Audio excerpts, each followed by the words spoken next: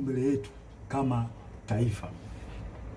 Haikuwa rahisi hata kidogo kwangu mpaka leo hii Watanzania kuniona nikiwa mbele yenu naongea haya mambo. Haikuwa rahisi kwa sababu nazijua taratibu zetu za kijeshi jinsi zilivyokuwa ngumu, hasa kwa mambo kama haya.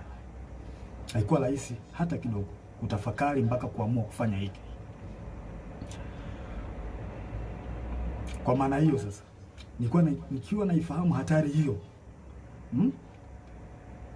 iliyopo mbele yangu juu ya hichi ninachokifanya kwenye utaratibu wetu, desturi zetu, pia katika mambo mengine, sitojali hizo hatari kwa namna yoyote, sitomwogopa mtu yoyote, ila heshima kwa wakuu wangu itabaki pale pale. Hivyo basi nimeweza kuandika barua